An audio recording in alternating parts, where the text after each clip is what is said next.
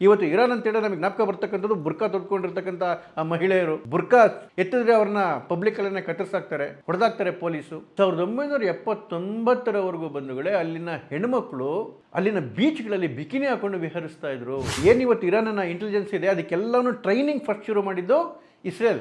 ಅಲ್ಲಿ ಶಸ್ತ್ರಾಸ್ತ್ರಗಳನ್ನ ಉತ್ಪಾದನೆ ಮಾಡ್ತಕ್ಕಂಥ ಕಾರ್ಖಾನೆಗಳನ್ನ ಶುರು ಮಾಡಿಸಿದ್ದು ಇಸ್ರೇಲ್. ಯಾವಾಗ ಖೊಮೇನಿ ಆಡಳಿತಕ್ಕೆ ಬಂದರು ಇರಾನ್ನಲ್ಲಿ, ಅವರು ಅಮೆರಿಕವನ್ನು ಶತ್ರು ಥರ ನೋಡ್ತಾ ಇದ್ರು, ಮತ್ತೊಂದು ಇಸ್ರೇಲನ್ನು ಕೂಡ ಶತ್ರು ಥರ ನೋಡ್ತಾ ಇದ್ರು. ಇಸ್ರೇಲ್ ಈ ಭೂಮಿ ಮೇಲೆ ಇರಲೇಬಾರ್ದು ಅಂತಕ್ಕಂಥದ್ದು ಅವರ ನಿಲುವಾಗಿತ್ತು. ಬಹಳಷ್ಟು ಉಗ್ರಗಾಮಿ ರಾಷ್ಟ್ರಗಳ ನಿಲುವು ಕೂಡ ಅದೇ ಆಗಿದೆ. ಇಸ್ರೇಲ್ ಇರಲೇ ಕೂಡದು. ಯಾಕೆ ಅಂತ ಹೇಳಿದ್ರೆ ಅವರಿಗೆ ನಂಬರ್ 1 ಶತ್ರುಗಳೇ ಯಹೂದಿಗಳು, ಹಿಂದೂಗಳು, ಆದಮೇಲೆ ಕ್ರಿಶ್ಚಿಯನ್ಸ್.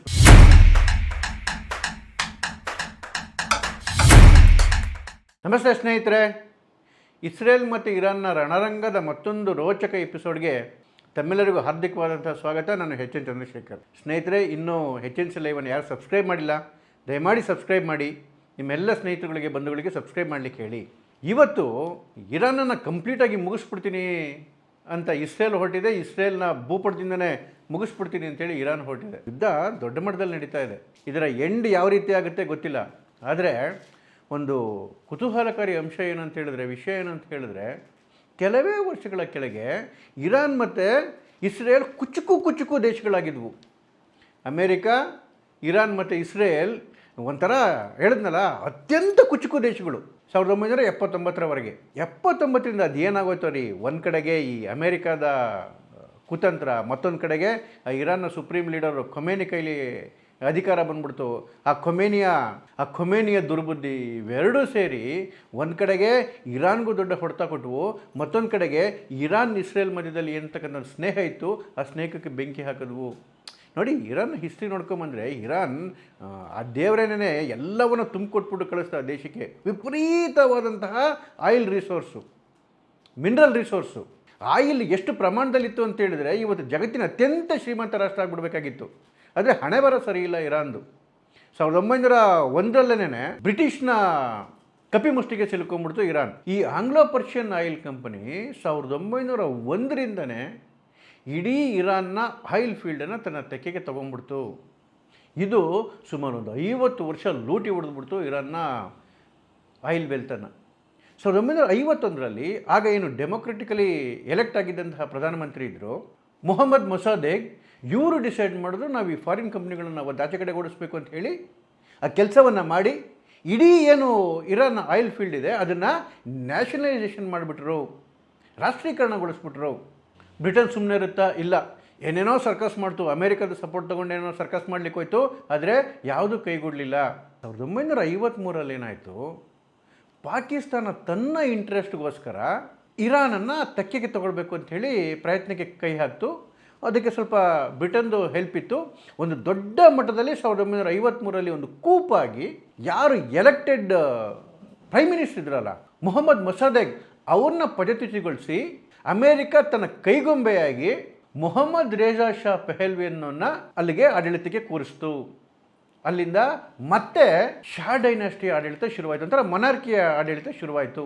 ಆದರೆ ಈ ಶಾ ಕಂಪ್ಲೀಟಾಗಿ ಅಮೇರಿಕದ ತೆಕ್ಕೆನಲ್ಲಿದ್ದ, ವೆಸ್ಟರ್ನ್ ಕಂಟ್ರಿಗಳ ತೆಕ್ಕೆನಲ್ಲಿದ್ದ. ಇರಾನ್ನಲ್ಲಿ ದೊಡ್ಡ ದೊಡ್ಡ ಬದಲಾವಣೆಗಳು ನಡೆದವು. ಇರಾನ್ ಮುಂಚೆನೂ ತುಂಬ ಒಂಥರ ಮಾಡರ್ನೈಸ್ಡ್ ದೇಶ ಆಗ್ತಾ ಹೋಯಿತು. ವೆಸ್ಟರ್ನ್ ಕಂಟ್ರಿಗಳ ಥರನೇ ತುಂಬ ಆಧುನಿಕವಾಗಿ ಬೆಳ್ಕೊಂಡು ಹೋಗ್ತಾ ಇತ್ತು. 1963ರಿಂದ 79ರವರೆಗೆ ಈ ಒಂದು ವೈಟ್ ರೆವಲ್ಯೂಷನನ್ನು ಕೂಡ ಶಾ ಜಾರಿಗೊಳಿಸ್ಬಿಟ್ಟ.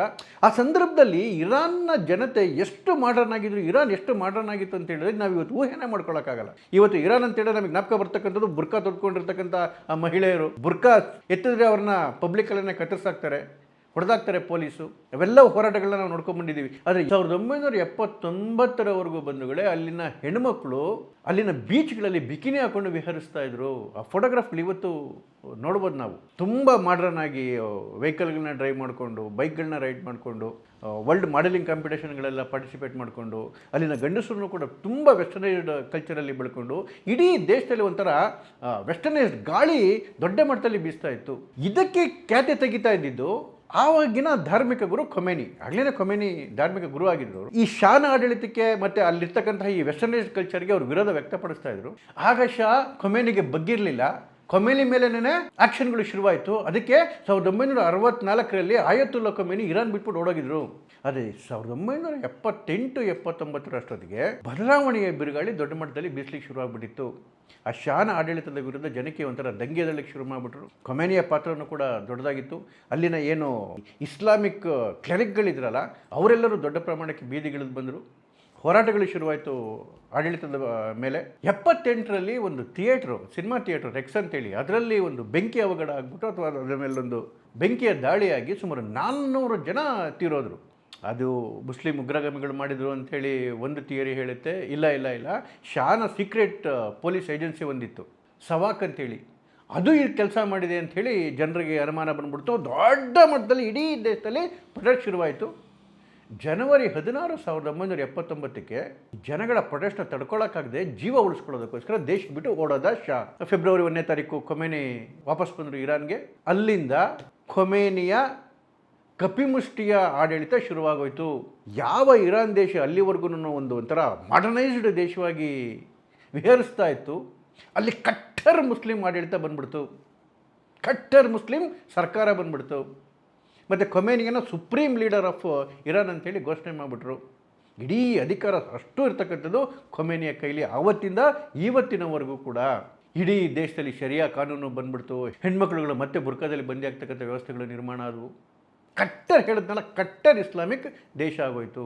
ನೋಡಿ, ಇನ್ನೊಂದು ವಿಷಯ ಹೇಳ್ತಾ ಇದ್ದೆ ಆಗಲೇ ನೋಡಿ, 79ರವರೆಗೆ ಏನು ಶಾನ ಆಡಳಿತ ಇತ್ತು, ಇಂಥ ಸಂದರ್ಭದಲ್ಲಿ ತುಂಬ ವೆಸ್ಟರ್ನ್ ಕಲ್ಚರಲ್ಲಿ ಭಾಳ ಮುಂದುವರೆದಿತ್ತು. ಆ ಸಂದರ್ಭದಲ್ಲಿ ಅಮೇರಿಕಾ, ಇರಾನ್ ಮತ್ತು ಇಸ್ರೇಲ್ ತುಂಬ ಕುಚುಕು ದೇಶಗಳಾಗ್ಬಿಟ್ಟಿದ್ವು. ಲಕ್ಷಾಂತರ ಜನ ಪ್ರವಾಸಿಗರು ಇಸ್ರೇಲ್ನಿಂದ ಇರಾನ್ಗೆ ಬರ್ತಾಯಿದ್ರು. ಆ ಶಾನ ಆಡಳಿತ ಕೂಡ ಅಮೆರಿಕ ಹೇಳ್ದಂಗೆ ಕೇಳ್ಕೊಂಡಿತ್ತು. ಅಮೆರಿಕ ಕೂಡ ಒಂಥರ ಪರಮಾಪ್ತ ರಾಷ್ಟ್ರ ಆಗಿಬಿಟ್ಟಿತ್ತು ಇರಾನ್. ಅಮೆರಿಕದಿಂದ ಟೂರಿಸ್ಟ್ಗಳು ಭಾಳ ಜನ ಬರ್ತಾಯಿದ್ರು. ಇಲ್ಲಿನವರು ಅಲ್ಲಿಗೆ ಹೋಗೋರು, ಅಲ್ಲಿರೋರು ಎಲ್ಲಿಗೆ ಬರೋರು. ಯಾವ ಮಟ್ಟಕ್ಕೆ ಇವರು ಸ್ನೇಹ ಇತ್ತು ಅಂತ ಹೇಳಿದ್ರೆ, ಏನೀಗ ಪರಮಾಣು ಅಸ್ತ್ರಗಳನ್ನ ತಯಾರಿಸ್ಬಿಟ್ಟಿದೆ ಇರಾನ್ ಅಂತ ಹೇಳಿ ಬೊಬ್ಬೆ ಹೊಡಿತಾ ಇದೆಯಲ್ಲ ಇಸ್ರೇಲ್, ಫಸ್ಟ್ ಪರಮಾಣು ವಿದ್ಯೆಯನ್ನು ಇರಾನ್ಗೆ ಹೇಳ್ಕೊಟ್ಟಿದ್ದೇನೆ ಅಮೆರಿಕ. 30ಸಿಂದನೇ ಶುರುವಾಯಿತು ಬಿಡಿ ಕೆಲಸ, ಸಣ್ಣ ಪ್ರಮಾಣದಲ್ಲಿ. 60ಸಲ್ಲಿ ದೊಡ್ಡ ಪ್ರಮಾಣಕ್ಕೆ ಹೋಯ್ತು. ಅದು ಶಾಂತಿಯುತ ಇದಕ್ಕೋಸ್ಕರ, ಎಲೆಕ್ಟ್ರಿಸಿಟಿ ಪ್ರೊಡ್ಯೂಸ್ ಮಾಡೋದಕ್ಕೆ, ಬೇರೆ ಶಾಂತಿಯುತ ಕೆಲಸಗಳಿಗೋಸ್ಕರ. ಅಂದರೆ ಮೊದಲು ಶ್ರೀಕಾರ ಹಾಕಿದ್ದೇನೆ ಅಮೆರಿಕ ಪರಮಾಣು ವಿಚಾರದಲ್ಲಿ. ಆಮೇಲೆ ಈವನ್ ಇಸ್ರೇಲ್ ಕೂಡ, ಏನು ಇಸ್ರೇಲ್ನ ಮೊಸಾದ್ ಇದೆಯಲ್ಲ, ಅದು ಏನೊಂದು ಹೈಲಿ ರಿನೌಂಡ್ ಇಂಟೆಲಿಜೆನ್ಸ್ ಏಜೆನ್ಸಿ ವರ್ಲ್ಡಲ್ಲಿ. ಆ ಮೊಸಾದ್ ಇರಾನ್ನಲ್ಲಿ ಇಂಟೆಲಿಜೆನ್ಸ್ ಟ್ರೈನಿಂಗ್ ಕೊಡೋಕೆ ಹೋಯ್ತು. ಏನು ಇವತ್ತು ಇರಾನ್ನ ಇಂಟೆಲಿಜೆನ್ಸ್ ಇದೆ, ಅದಕ್ಕೆಲ್ಲವೂ ಟ್ರೈನಿಂಗ್ ಫಸ್ಟ್ ಶುರು ಮಾಡಿದ್ದು ಇಸ್ರೇಲ್. ಅಲ್ಲಿ ಶಸ್ತ್ರಾಸ್ತ್ರಗಳನ್ನ ಉತ್ಪಾದನೆ ಮಾಡ್ತಕ್ಕಂಥ ಕಾರ್ಖಾನೆಗಳನ್ನ ಶುರು ಮಾಡಿಸಿದ್ದು ಇಸ್ರೇಲ್ ಇರಾನ್ನಲ್ಲಿ. ಇವತ್ತು ಎಲ್ಲ ನಾಶ ಮಾಡ್ಕೊಂಡು ಬರ್ತಾ ಇದೆ ಈ ಶಸ್ತ್ರಾಸ್ತ್ರಗಳ ಕಾರ್ಖಾನೆಗಳನ್ನ ಇಸ್ರೇಲ್ ನಾಶ ಮಾಡ್ತಾ ಇದೆಯಲ್ಲ ಇರಾನ್ದು, ಅದನ್ನೆಲ್ಲ ಶುರು ಮಾಡಿದ್ದು ಇಸ್ರೇಲ್. ಅಷ್ಟು ಹತ್ತಿರವಾದಂತಹ ಸಂಬಂಧ ಇತ್ತು. ಅದು ಯಾವಾಗ 79ರಲ್ಲಿ ಶಾ ಆಡಳಿತ ಮುಗಿದು ಖೊಮೇನಿ ಆಡಳಿತ ಬಂತು, ಕಟ್ಟರ್ ಇಸ್ಲಾಮಿನ ಆಡಳಿತ ಬಂತು, ಅವರು ಅಮೇರಿಕವನ್ನು ಮತ್ತು ಇಸ್ರೇಲನ್ನು ದೊಡ್ಡ ಶತ್ರು ರೀತಿಯಲ್ಲಿ ನೋಡೋಕ್ಕೆ ಶುರು ಮಾಡಿದ್ರು. ಎಲ್ಲ ಸಂಬಂಧಗಳನ್ನು ಕಡ್ದಾಕೊಂಡ್ಬಿಟ್ರು. ಒಂಥರ ಅಮೇರಿಕಾಗೆ ಇದು ದೊಡ್ಡ ಆಘಾತ. ಅದಕ್ಕೆ ಏನು ಮಾಡ್ತು ನೋಡಿ, ಅಮೇರಿಕ ಇರಾನ್ನ ಪಕ್ಕದಲ್ಲೇ ಇರಾಕ್ ಇರ್ತಕ್ಕಂಥದ್ದು. ಸದ್ದಾಂ ಹುಸೇನ್ ಇದ್ದಾಗ ಆ ಸದ್ದಾಂ ಹುಸೇನ್ಗೆ ಸಪೋರ್ಟ್ ಮಾಡ್ಕೊಂಡು ಆ ಸದ್ದಾಂ ಹುಸೇನ್ನ ಇರಾನ್ ಮೇಲೆ ಛೂ ಬಿಟ್ರು.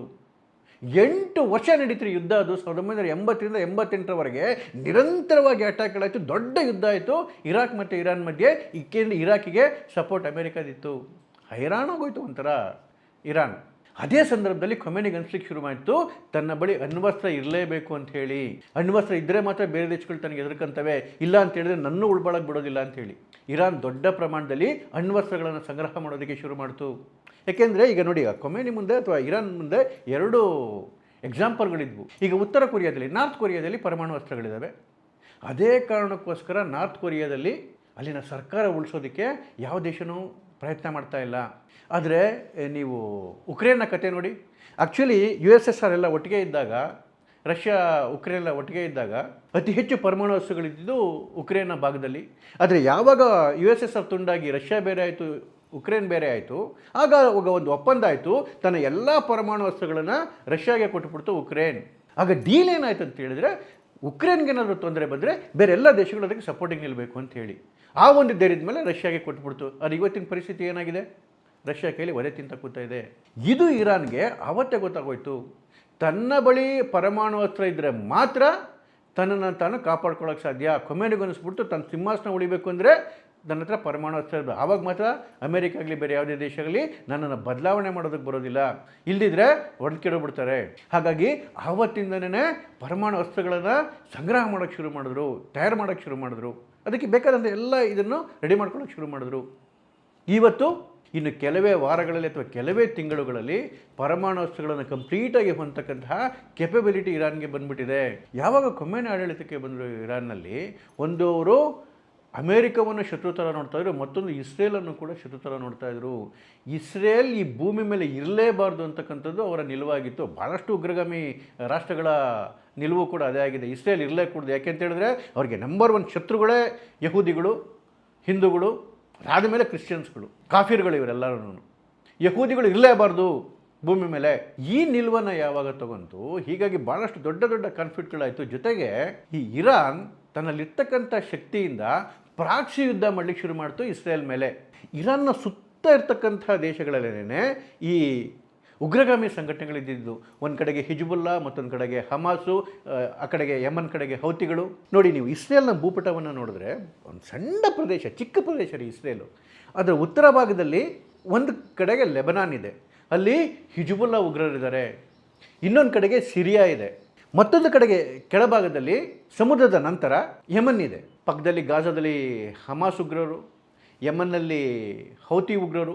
ಈ ಮೂರೂ ಕಡೆಯಿಂದ ಈ ಉಗ್ರಗಾಮಿ ಸಂಘಟನೆಗಳನ್ನ ಉಪಯೋಗಿಸ್ಕೊಂಡು ಇರಾನ್ ಇವ್ರ ಮೇಲೆ ಅಟ್ಯಾಕ್ ಮಾಡೋಕೆ ಹೋಗ್ತಾ ಇತ್ತು.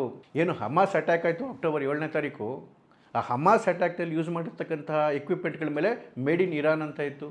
ಜೊತೆಗೆ ಆ ಸಂದರ್ಭದಲ್ಲೆಲ್ಲನೂ ಏನು ಇರಾನ್ ಅಧಿಕಾರಿಗಳನ್ನೇ ಡೈರೆಕ್ಷನ್ ಮಾಡ್ತಾ ಇದ್ರು ಅಂತ ಹೇಳಿ ಅದರ ರೆಕಾರ್ಡ್ಗಳು ಸಿಕ್ಕಿದೆ. ಹೌತಿಗೆ ಹಿಂದಿರ್ತಕ್ಕಂಥದ್ದು ಇರಾನ್ನ ಶಕ್ತಿಯೇ, ಹಿಜ್ಬುಲ್ಲಾ ಹಿಂದಿರ್ತಕ್ಕಂಥದ್ದು ಇರಾನ್ನ ಶಕ್ತಿ. ಇವನ್ ಲೀಡರ್ಶಿಪ್ ಪ್ರೊವೈಡ್ ಮಾಡೋದು ಕೂಡ ಇರಾನ್. ಯಾಕೆ ಅಂತ ಹೇಳಿದ್ರೆ ಈ ಉಗ್ರಗಾಮಿ ಸಂಘಟನೆಗಳಿಗೆ ಅಷ್ಟು ಮಾಡರ್ನ್ ಎಕ್ವಿಪ್ಮೆಂಟು, ಅಷ್ಟು ದೊಡ್ಡ ಲೀಡರ್ಶಿಪ್ ಹೇಗೆ ಸಿಗಕ್ಕೆ ಸಾಧ್ಯ? It's because of Iran. Iran ಈ ಮೂರನ್ನು ಉಪಯೋಗಿಸ್ಕೊಂಡು ಇಸ್ರೇಲನ್ನು ಇನ್ನಿಲ್ಲದಂತೆ ಮುಗಿಸ್ಲಿಕ್ಕೆ ಪ್ರಯತ್ನ ಮಾಡ್ತಾ ಇತ್ತು. ಇಸ್ರೇಲ್ ಮಾಡಿದ ಮೊದಲನೇ ಕೆಲಸ ಏನಂತ ಹೇಳಿದ್ರೆ, ಅಕ್ಟೋಬರ್ 7ನ ಅಟ್ಯಾಕ್ ಆದಮೇಲೆ ಏನು ಈ 3 ಪ್ರಾಕ್ಸಿಗಳಿದ್ವಲ್ಲ, ಇರಾನ್ನ ಪ್ರಾಕ್ಸಿಗಳು, ಇವುಗಳ ಜಂಗಾವಲೆನೇ ಉಡುಕ್ಸಾಕ್ತು, ಅವಳು ಸೊಂಟನೆ ಮುರಿದಾಕ್ತು. ಕಂಪ್ಲೀಟ್ ಅದ ಟಾಪ್ ಲೀಡರ್ಶಿಪ್ನೇ ಎಲಿಮಿನೇಟ್ ಮಾಡಿಬಿಡ್ತು. ಒಂದು ಕಡೆಗೆ ಹಿಜ್ಬುಲ್ಲಾ ಟಾಪ್ ಲೀಡರ್ಶಿಪ್ ನಾಶ ಆಗೋಯ್ತು, ಮತ್ತೊಂದು ಕಡೆಗೆ ಹಮಾಸ್ನಂತೂ ಬಿಡಿ, ಹಮಾಸ್ನ ಮತ್ತೆ ಎದುರಳಕ್ಕೆ ಇಲ್ದಿರೋ ಥರ ಮಾಡಿ ಬಿಸಾಕ್ತು. ಇನ್ನೊಂದು ಕಡೆಗೆ ಅಮೆರಿಕ ಸಹಾಯ ತಗೊಂಡು ಹೌತಿಗಳನ್ನ ಕೂಡ ನಿರ್ನಾಮ ಮಾಡಲಿಕ್ಕೆ ಪ್ರಯತ್ನ ಮಾಡ್ತು. ಇವತ್ತು ಈ 3 ಸಂಘಟನೆಗಳು ಎದ್ದು ಹೋರಾಟ ಮಾಡೋಕ್ಕೂ ಶಕ್ತಿ ಇಲ್ದಂಗೆ ಆಗ್ಬಿಟ್ಟಿದ್ದಾವೆ. ಮೊನ್ನಿನ ಕಾನ್ಫ್ಲಿಕ್ಟ್ ವಿಚಾರದಲ್ಲಿ ಹೇಳಿದ್ದಾವೆ, ನಾವು ಇದರೊಳಗಡೆಗೆ ತಲೆನೇ ಹಾಕೋದಿಲ್ಲ ಅಂತೇಳಿ. ಯಾರು ಇರಾನ್ನ ಬಲ ಇಟ್ಕೊಂಡು ಇಷ್ಟು ದಿನ ಮೆರಿತಾ ಇದ್ರು, ಇವತ್ತು ಇರಾನ್ ಸಂಕಟದಲ್ಲಿದ್ದಾಗ ಈ 3 ಸಂಘಟನೆಗಳಿರ್ತವೆ, ನಾವು ಈ ಕಾನ್ಫ್ಲಿಕ್ಟ್ ಒಳಗಡೆ ಹೋಗಲ್ಲ, ನಮಗೂ ಅದಕ್ಕೆ ಸಂಬಂಧವೇ ಇಲ್ಲ ಅಂತ ಹೇಳಿ. ಅದಕ್ಕೆ ರೀ ನಿಜವಾಗ್ಲೂ ಇರಾನ್ ಇವತ್ತು ಅಕ್ಷರಶಃ ಒಂಟಿ ಆಗಿಬಿಟ್ಟಿದೆ. ಈ 3 ಸಂಘಟನೆಗಳನ್ನ ಉಪಯೋಗಿಸ್ಕೊಂಡು ಪ್ರಾಕ್ಸಿ ಯುದ್ಧ ಮಾಡ್ತಾ ಮಾಡ್ತಾ ಇರಾನ್ ತಾನೂ ಕೂಡ ಒಳಗಡೆಗೆ ಪರಮಾಣು ಅಸ್ತ್ರಗಳನ್ನು ಸಂಗ್ರಹಣ ದೊಡ್ಡ ಪ್ರಮಾಣದಲ್ಲಿ ಶುರು ಮಾಡಿಬಿಟ್ಟಿತ್ತು. ಯಾವಾಗ ಇನ್ನು ಕೆಲವೇ ತಿಂಗಳುಗಳಲ್ಲಿ ಅಥವಾ ಕೆಲವೇ ವಾರಗಳಲ್ಲಿ ಅಣ್ವಸ್ತ್ರ ಇದರ ಕೈಗೆ ಸಿಕ್ಬಿಡುತ್ತೆ ಅಂತೇಳಿ ಇಸ್ರೇಲ್ಗೆ ಅರಿವಾಯಿತು. ಯಾಕೆಂತೇಳಿದ್ರೆ ಸುಮಾರು 9ರಿಂದ 10 ಅಟಾಮಿಕ್ ಬಾಂಬ್ಗಳನ್ನ ಮಾಡ್ತಕ್ಕಂಥಷ್ಟು ಶಕ್ತಿಗಾಗಲೇ ಕೈಗೂಡಿಸ್ಕೊಂಡ್ಬಿಟ್ಟಿದೆ. ಸುಮಾರು 400ರಿಂದ 450 kg ಯುರೇನಿಯಮ್ನ, ಏನು 90% ಪ್ರೊಸೆಸ್ಡ್ ಯುರೇನಿಯಂ, ಅದರಿಂದನೇ ಶಸ್ತ್ರಾಸ್ತ್ರ ಮಾಡಲಿಕ್ಕೆ ಸಾಧ್ಯ, ಅದನ್ನಾಗಲೇ ಗಳಿಸಿದೆ ಅಂತಕ್ಕಂತಹ ಮಾಹಿತಿ ಇಸ್ರೇಲಿಗೆ ಬಂದುಬಿಟ್ಟಿದೆ. ಅಕಸ್ಮಾತ್ ಇದನ್ನು ಆಗ್ಲಿಕ್ಕೆ ಬಿಟ್ಟರೆ ತನ್ನ ಉಳಿಗಾಲ ಇರಲ್ಲ, ತನ್ನನ್ನು ಮುಗಿಸ್ಬಿಡುತ್ತೆ. ಹಾಗಾಗಿ ಅದರ ಅಣ್ವಸ್ತ್ರ ನಾಶ ಮಾಡಿದ್ರೆ ತಾನು ಬದುಕ್ತೀನಿ ಅಂತೇಳಿ ಇಸ್ರೇಲ್ ಅಮೆರಿಕನ ಕೇಳ್ಕೊಂಡೇ ಹೋಯ್ತು. ಅಮೆರಿಕ ಸಹಾಯಕ್ಕೆ ನಿಲ್ಲಿಲ್ಲ. ಇಸ್ರೇಲ್ ಸ್ಟಾರ್ಟ್ ಮಾಡಿಬಿಡ್ತು ಯುದ್ಧವನ್ನು. ಒಂದು ಹಂತಕ್ಕೆ ಬಂದು ತಲುಪಿದೆ ಇವತ್ತು. ಇರಾನ್ನ ಅಣ್ವಸ್ತ್ರ ಬೇಸ್ಗಳಿಗೆ ಏನೇನು ಧ್ವಂಸ ಮಾಡಲಿಕ್ಕೆ ಸರಿ ಅಷ್ಟೆಲ್ಲ ಮಾಡಾಗಿದೆ, ಆದರೆ ಕಂಪ್ಲೀಟಾಗಿ ಡೆಸಿಮೇಟ್ ಆಗಿಲ್ಲ. ಯಾಕೆ ಕಂಪ್ಲೀಟಾಗಿ ಡೆಸಿಮೇಟ್ ಆಗಿಲ್ಲ ಅಂತ ಹೇಳಿದ್ರೆ, ಬೇಸ್ಗಳಿರ್ತಕ್ಕಂಥದ್ದು ದೊಡ್ಡ ಪರ್ವತಗಳ ಒಳಗಡೆಗೆ, ಬಂಕರ್ಗಳ ಒಳಗಡೆಗೆ, ಅದನ್ನು ಒಳಗಡೆಗೆ ಪೆನಿಟ್ರೇಟ್ ಮಾಡಿ ನಾಶ ಮಾಡ್ತಕ್ಕಂಥ ಶಸ್ತ್ರಾಸ್ತ್ರಗಳು ಇಸ್ರೇಲ್ ಹತ್ರ ಇಲ್ಲ. ಇಡೀ ಜಗತ್ತಲ್ಲಿ ಆ ಥರದ ಶಕ್ತಿ ಇರ್ತಕ್ಕಂಥದ್ದು B2 ಬಾಂಬರ್ಸ್ಗೆ, ಅದು ಅಮೆರಿಕ ಬಳಿ ಮಾತ್ರ ಇರ್ತಕ್ಕಂಥದ್ದು. ಇಸ್ರೇಲ್ ಹೇಳ್ತಾ ಇದೆ ಅಮೆರಿಕಾಗೆ B2 ಬಾಂಬರ್ನ ಯೂಸ್ ಮಾಡಿ ಅಂತೇಳಿ. ಅಮೆರಿಕ ಇನ್ನೂ ಮನ್ಸು ಮಾಡಿಲ್ಲ. ಅಮೆರಿಕ ಹತ್ರ ತುಂಬ ಪವರ್ಫುಲ್ ಆಗಿರ್ತಕ್ಕಂಥ ಆ GBU-57 ಆರ್ಡೆನ್ಸ್ ಪೆನಿಟ್ರೇಟ್ರು ಒಳಗಡೆಗೆ ನುಗ್ಗಿ ಇದು ಮಾಡುತ್ತೆ. ಅದಕ್ಕೆ ಈ B2 ಅದನ್ನು ಹೊತ್ಕೊಂಡು ಸಾಗುತ್ತೆ. ಇವೆರಡರ ಕಾಂಬಿನೇಷನು ತುಂಬ ಲೀತಲ್ಲು. ಎಲ್ಲಿವರೆಗೆ B2 ಬಾಂಬರ್ ಇಸ್ರೇಲ್ ಕೈಗೆ ಸಿಗೋದಿಲ್ಲ ಅಥವಾ ಅಮೆರಿಕ ಪ್ರಯೋಗ ಮಾಡೋದಿಲ್ಲ, ಅಲ್ಲಿವರೆಗೂ ಕೂಡ ಇರಾನ್ನ ಅಣ್ವಸ್ತ್ರಗಳನ್ನು ಸಂಪೂರ್ಣ ನಾಶ ಮಾಡೋಕ್ಕೆ ಸಾಧ್ಯವೇ ಇಲ್ಲ. ಈಗ ಅಮೆರಿಕ ಏನು ಟ್ಯಾಕ್ಟಿಕ್ಸ್ ಮಾಡ್ತದೆ ಅಂತಕ್ಕಂಥದ್ದೇ ಇರ್ತಕ್ಕಂಥದ್ದು $1 ಮಿಲಿಯನ್ ಪ್ರಶ್ನೆ. ಇರಾನ್ನ ಉಳಿಸುತ್ತಾ ಬಿಡುತ್ತಾ? ಇರಾನ್ ಉಳಿತು, ಅಣ್ವಸ್ತ್ರ ಬೆಳೀತು ಅಂತ ಹೇಳಿದ್ರೆ ಇಸ್ರೇಲ್ನ ನಾಶ ಆಗುತ್ತೆ. ಇದರಲ್ಲಿ ಇಂಟ್ರೆಸ್ಟಿಂಗ್ ಪಾರ್ಟ್ ಏನಂತ ಹೇಳಿದ್ರೆ, ಅಮೇರಿಕಾಗೆ ಇಸ್ರೇಲ್ಗೆ ಒಳ್ಳೇದಾಗುತ್ತೆ ಕೆಡ್ತಾಗೋದು ಅನ್ನೋದಕ್ಕಿಂತ ಅದಕ್ಕೆ ಇಂಪಾರ್ಟೆಂಟ್ ಇರ್ತಕ್ಕಂಥದ್ದು ತನ್ನ ಬಿಸ್ನೆಸ್ ಇಂಟ್ರೆಸ್ಟು. ಇವತ್ತು ಇರಾನ್ಗೆ ಅದನ್ನೇ ಹೇಳ್ತಿರೋದು, ನನ್ನ ಜೊತೆ ಬಂದು ನೆಗೋಷಿಯೇಷನ್ ಮಾಡಿ, ನನ್ನ ಜೊತೆ ಬಂದು ನೆಗೋಷಿಯೇಷನ್ ಮಾಡಿ ಅಂತೇಳಿ. ಏನು ನೆಗೋಷಿಯೇಷನ್ ಅರ್ಥ? Business deal. ಬಿಸ್ನೆಸ್ ಡೀಲ್ ಮಾಡ್ಕೊಳ್ಳಿ, ನಿಮ್ಮನ್ನು ಬಿಟ್ಬಿಡ್ತೀವಿ. ಈ ಅಮೇರಿಕದ ಸ್ವಾರ್ಥ ಜಗತ್ತನ್ನ ಇನ್ನೂ ಎಲ್ಲಿಗೆ ತೊಗೊಂಡೋಗಿ ನಿಲ್ಲಿಸುತ್ತೋ ಗೊತ್ತಿಲ್ಲ. ನೋಡೋಣ ಈ ಯುದ್ಧ ಯಾವ ರೀತಿ ಆಗುತ್ತೆ ಅಂತೇಳಿ. ನಮಸ್ತೆ ಸ್ನೇಹಿತರೆ, ಥ್ಯಾಂಕ್ ಯು.